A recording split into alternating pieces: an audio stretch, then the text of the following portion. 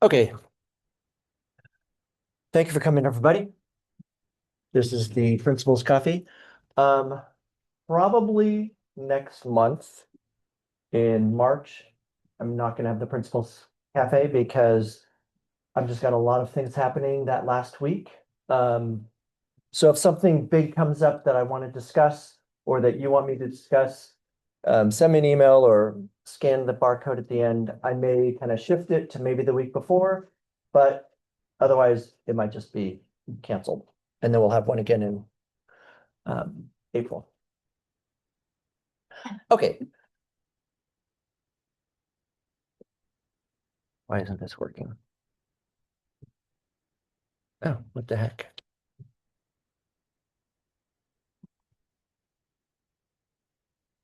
Okay, hold on. Maybe we just don't do this. Okay.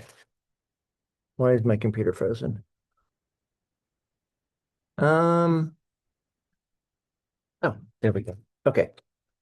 Okay, so we're going to talk about the reading rally, which is underway as of yesterday, the movie night, science exploration day, and then project-based learning, or PBL as we call it.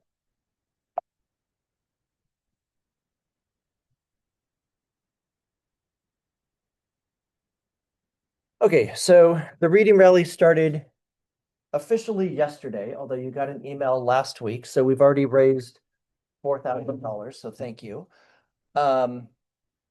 Last year we did this and it was, I think we called it Read Across BES or Read Across Brisbane Elementary.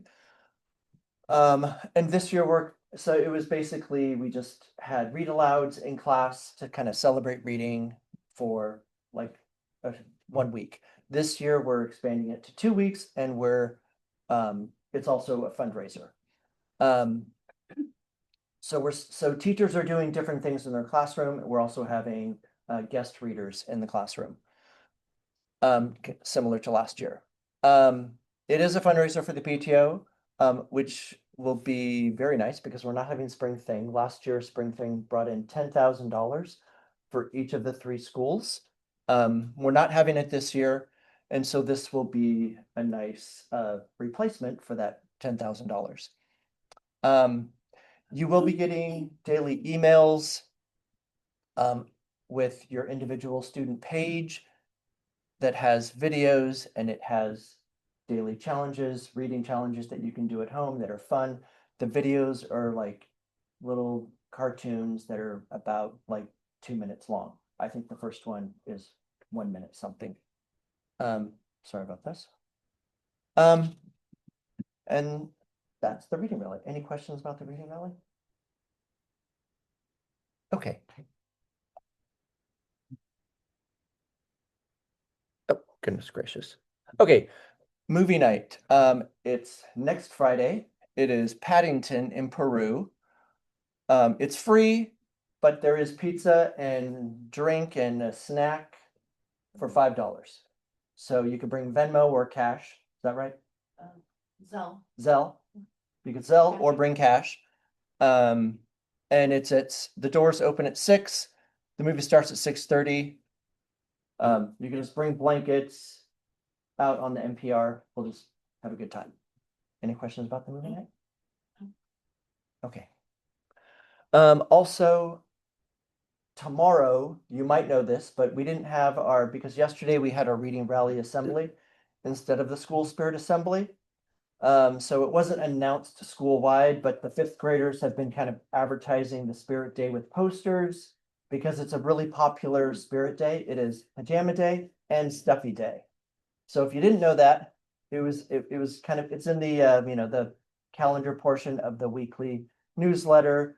Teachers know, but maybe it's not been communicated to your child. So I know it's a big popular day. So have your kids wear pajamas and bring a stuffed animal.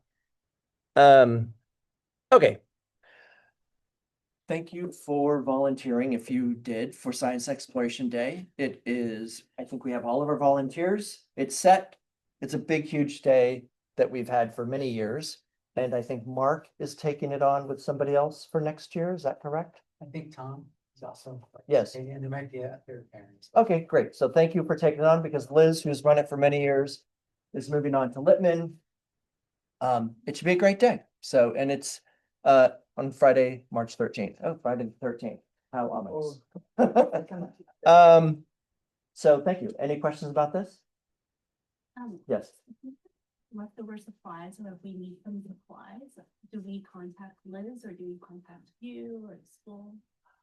Contact Liz if it's like, things that we might have, like construction paper, we'll just provide it. Mhm. If it's like minimal cost, talk to Liz, she can figure that out. Okay. If it's a big cost, then talk to me. So last year, we had a parent who wanted to do this microscope thing, and so she got this. We bought this microscope that connects to a computer, and then you could like see on the big screen like what it looks like. So we bought that with site funds. So if it's anything big, and now teachers can use this, which people have like throughout the year. Talk to me, but if it's small amounts, like whatever, talk to Liz. Okay, other questions? Okay. Okay, so the next thing is project-based learning. This was brought up by, I think, Kiki last year, maybe, as one of the topics to talk about. So this is something we've been doing across the district. This is our third year, I believe. So this is just kind of a brief definition. So project-based learning, or PBL as we call it, is a teaching method in which students learn by actively engaging in real-world and personally meaningful projects.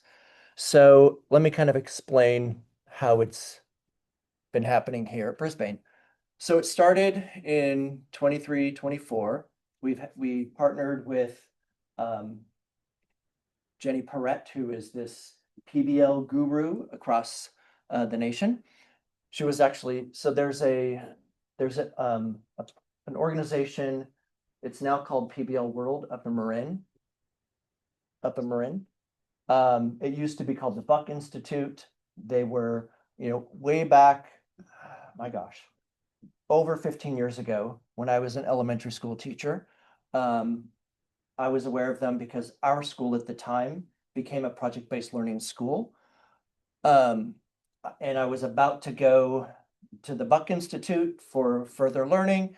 And then I became a middle school teacher and I changed course. But the Buck Institute, or PBL World, has been around a long time. She was brought up through that institute and now she runs her own things. So we worked with her the last 2 years. And she has, like published books. She's very well renowned in the PBL world. And so through that, teachers developed one unit each of the last 2 years. This past year, we've partnered with the PBL World because they're closer, and Jenny was living local, in California, and then she moved to North Carolina. It was more challenging. We're like, let's find somebody local. So now there's the PBL World Conference that we went to last summer, and we're planning to go to it again this summer. And so this past year, since we've joined PBL World, we've just worked on refining the 2 units that teachers have had, that teachers developed. So these units, they're standards-based, they're often cross-curricular. So a lot of our units, teachers have the freedom to kind of decide what they want to develop. A lot of them develop social studies based units. But there's lots of cross-curricular activities. So there might be math because they might be, collecting data, making graphs, or, doing calculations. It might be, it's often language arts is kind of easily embedded because there's reading or writing or public speaking. And these are based on often real life experiences. So for example, some of our teachers, they do for like the community in 3rd grade. That's like the social studies standards, like learn about communities. They create a little community in their classroom where they have like a little town with businesses, and then like other classes come and they, that were the kids like, they'd make little things that they could sell or that they could, or services that they could offer. And then other kids come in and they were given money and they can buy these services and kind of go shopping. And it's off all of these project-based learning. The big reason why it's such a thing over the last several years is because it just taps into students' multiple learning styles. It's might be, it's like a very traditional is like, you've got a book and paper and pencil, and you read and then you write and you listen and maybe you speak. But this, but multiple learning styles involves like kinesthetic, like physical things. It involves working with other people. It involves, dealing with like things in real life, not just in like a school classroom setting.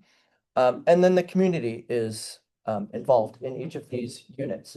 And that community might be like, kids from another classroom coming in, or it might be, the kids doing a final presentation to a group of parents, or it might be a field trip, or it might be some expert in the field that comes and gives, talk or a demonstration to the class, depending on what the needs are.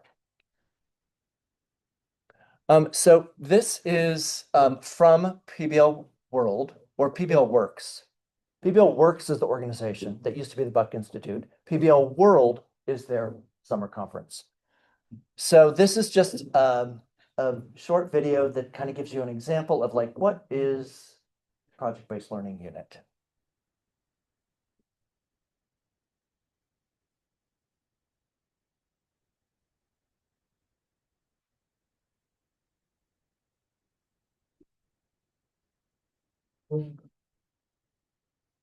For this project, you are going to design a home, you're going to plan a home, you're going to build a home. This project, the tiny house project, is where students are designing tiny houses. Remember, when you're going to build this, we have to think about who's living in the house. There was a boom in tiny homes, just the idea of living in one, just because in the city the population is growing and there's more people, less room. And maybe a tiny house is more cost efficient, more green. Would you like to have your own room? Yeah. Would you like to have your own space? Yeah. Okay. The driving question was, how can we, as a design team, design a house for clients, taking into consideration budget and location and personal preferences? Build homes.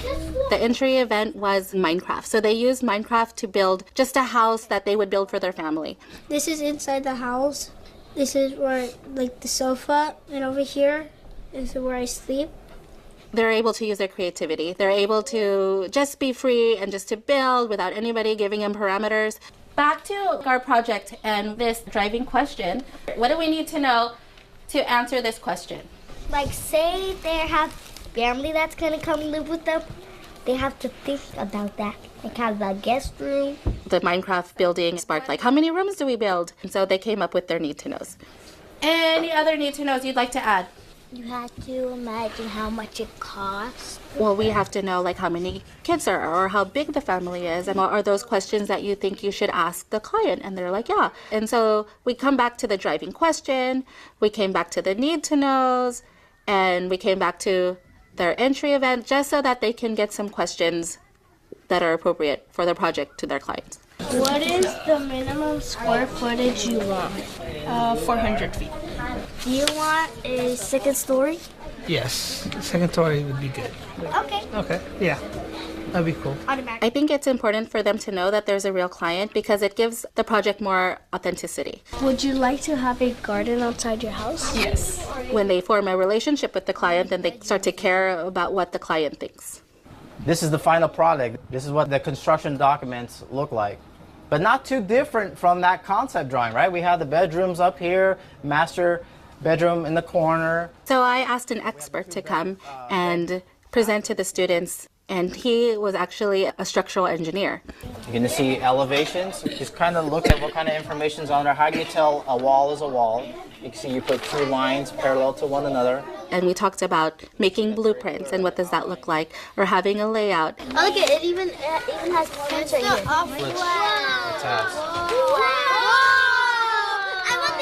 These are called elevations. I think they were really excited about seeing the blueprints because it was just real things that they can hold, they can touch, and they can see, and they know that engineers touched it and any engineers made this, and this is what we're going to do. All right, we're gonna move into our next rotation. On this side, we have front row and RAS kids for listening to reading and answering comprehension questions. So as we plan the project, we think about the standards that we're going to be using. In this project, we're using opinion writing or reading of informational text, and we integrate that into like a daily rotation in English language arts. So this is an article from NASA, and it's called Tiny House Fun. If you have something you want to highlight, like you want to get back to, or a word that you really don't understand and you want to learn more about that, you can highlight some words. So on that day, I had a group and we were looking at informational reading.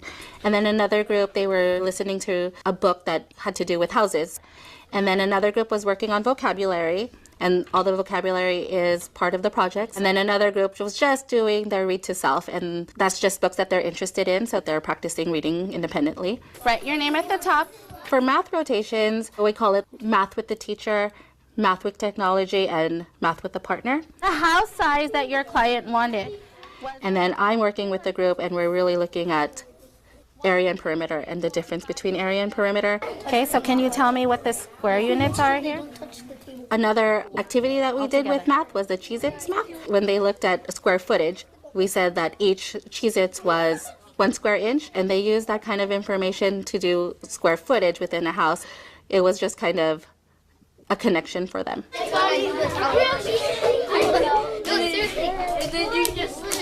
To help them refine their designs of their homes, students went through a feedback protocol. I turned the bathtub from here to here because I know that you can't get to the toilet if it was like that. There's the bathroom with the shower.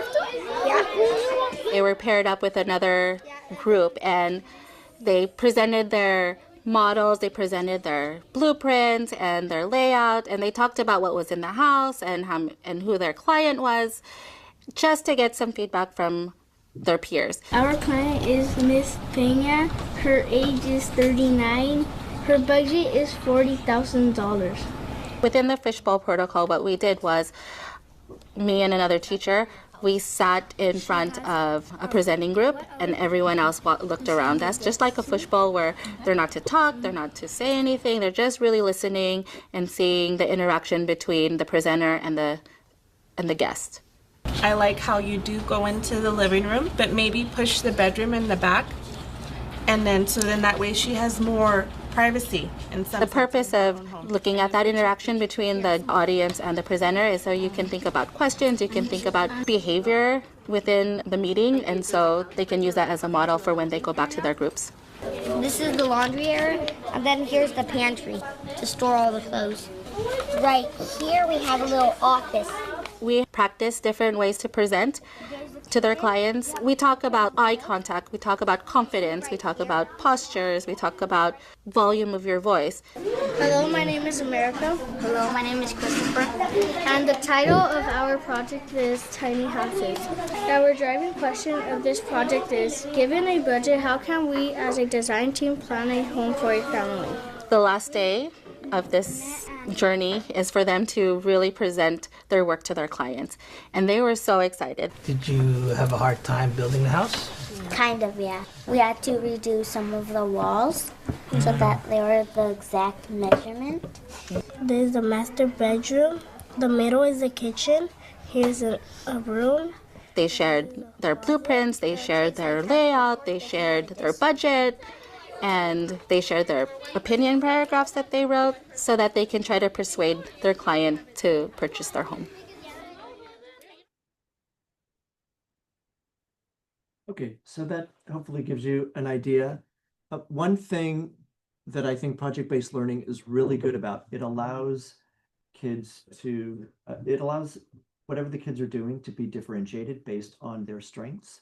And so, you know, in this example, it's designing a home. Well, there's no right or wrong answer on how to design a home. You could have the kitchen in the front or the kitchen in the back, or a big kitchen or a tiny kitchen. And so that it kind of gives kids freedom to, you know, think critically and to be creative.